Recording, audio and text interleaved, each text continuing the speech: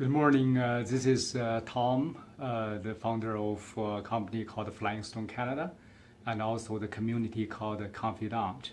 Many of you know that I like to use live video because I found it's very real and genuine. So the content you don't need to edit or anything. So everything here will be naturally. So one thing I would like to share today is based on the daily questions I kind of got quite often. People always quite often ask me, okay, so what your company do? Flying Stone Canada, what does that exactly mean? Confidant, I can't even find this word in the dictionary, what that means for. So to answer those questions, I would like to share three stories. Nothing big deal, just very simple three stories so that you can know why we have this company and this community. So the three stories really about three dreams. So the first dream actually started quite a while ago, say almost 20 years ago, now think back.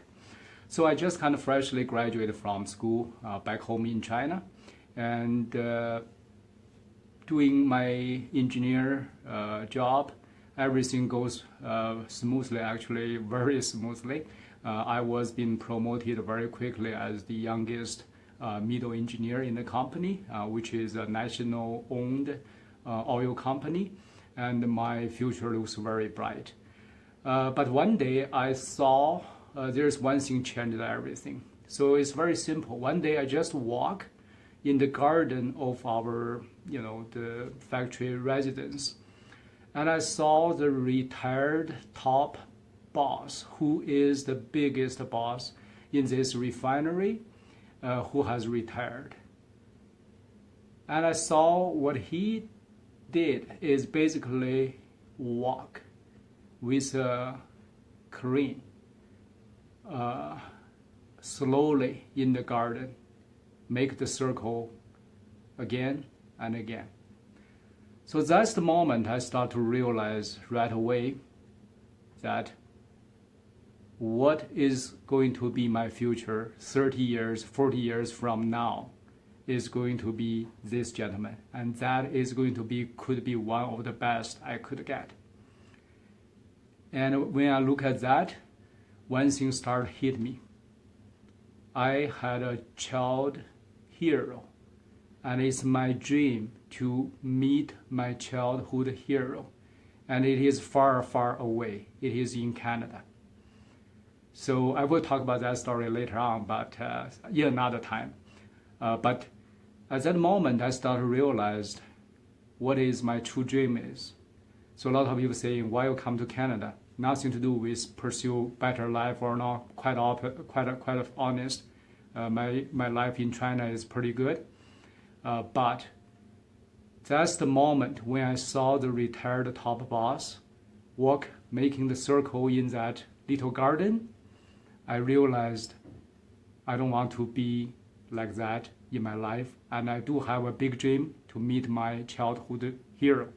And that's actually the reason I pursued my dream, quit my job, come to Canada. So a bit crazy, but that's the first story. Well, the second dream actually happens after I came to Canada. Everything goes, again, fairly smoothly. Nothing is easy, but, after a few struggles, I landed pretty well. Got my master's degree from University of Calgary, and then got a job, actually being hired by Syncrude as one of the youngest senior engineer. And I have my own closed office, which is kind of odd in that whole office building. I'm the only young Chinese guy sit down in a closed building, a closed office. So this is actually happened. One small thing happened is in one Christmas. There is a very, very popular lady. Her name is Judy, actually. Anyway, she is a very, very nice, good lady. And what she did is every Christmas, I believe it became a tradition that she going around and deliver and just give out the homemade cookies. I remember that particular time she made that cookie very, very beautiful little mini Mickey Mouse. It's beautiful, beautiful homemade cookie, decorated very well. So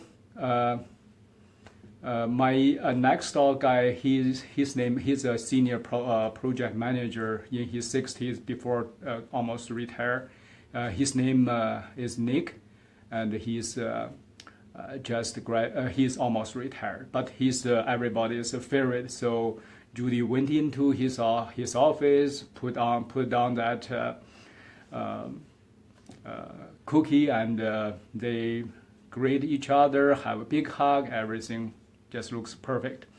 And then Judy come to my office, put down the cookie, and I'm actually expecting a hug, but nothing really happened.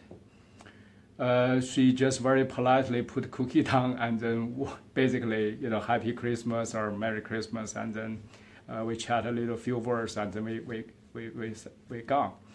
After this, I went to see Nick. Nick actually, after a while, we became very good friends. Even now, we are still keep in touch, and that's a very interesting. So I just closed the door. I said, "Hey, Nick, why Judy hugged you and didn't hug me?" And Nick, as a Dutch guy and also as a very good friend of mine, so he made up some comment very straightforward. He said, I think half jokingly anyway, "Tom, because you are a Chinese man, we don't hug Chinese men." So I put a joke aside, but that became a little bit irritating things back in my mind, kind of started bugs me. I say, yeah, there may be something we can do better to make this happen. So the second dream actually I do have is in my childhood hero in Canada, and in the country I traveled thousands of miles away here, and I like to hug people, my childhood, homeland people of my childhood people freely and naturally. So that is my second dream.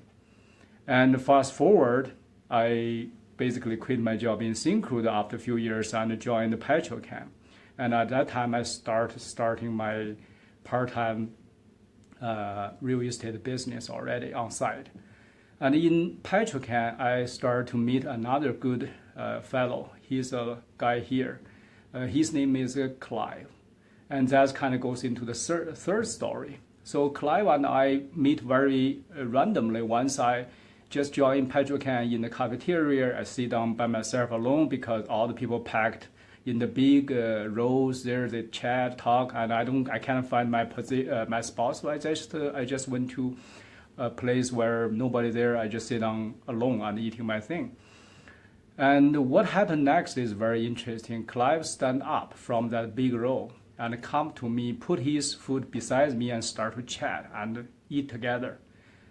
And that's the moment I start to realize what he's trying to do. He's trying to connect, and he's trying to share the friendship and happiness.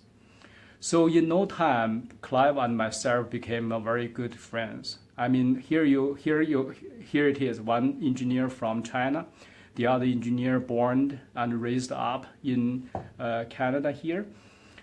So we come from totally different culture, very different background, but it's like a miracle happens that two of us bonded beyond the culture, beyond the normal politeness of friendship. We became very deep, true friends. And in English word, we call it confidant. So what we achieved together is quite amazing. I just make one example. Before Petrochem had been bought by Suncor, we conduct one project together with Clive and a few other key team players. And that one project alone in 60 days made 35 million pure profit for Suncor, for Petrochem. And that one project managed to get into the final booklet as a history of the best performance events in Petro-Canada history before it's been bought by Suncor. So once that happens, I start look at this, I start to think about it, and something hit me. I say, wow, this is amazing, because when people from different cultural background truly connected and became true friends, in reality, miracle actually can happen. So one thing hit me very bigly is, what if we have more people have this similar experience together? What if more people like myself and Clive be able to connect, become true friends, although we are from different cultural background? And I think, what kind of world would that be?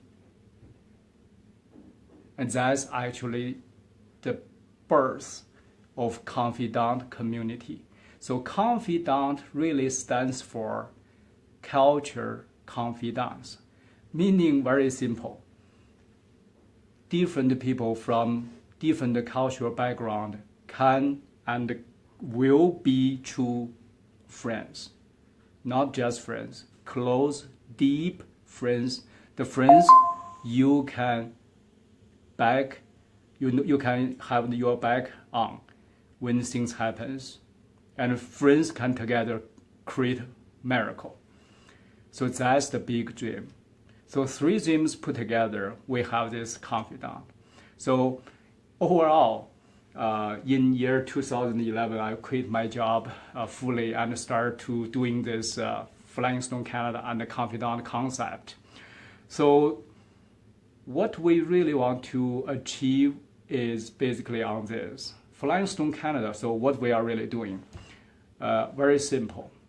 We want make people realize, we want to, through our actions, to help people realize that when we change our perspective, things will change. When we change our mindset, a new world will be open. Think about this. Stone can't fly. How can you see? Did you see stone flying in the daily world? No. But here's the trick. If you look closely right at your eye, you may not see it, but it is there. That all the tiny little dust in the air, they are actually can be called stone too. They are floating around right in front of your eyes. You just didn't look at that way. You didn't think about that way. But if you think about that way, it is actually very naturally, you think it's actually the truth, that the small tiny stone flying, floating in the air, right in front of our eyes, regardless we can see it or not. And if you look far in the universe, all the big stars, all the big planets, what are they? They are humongous flying stones.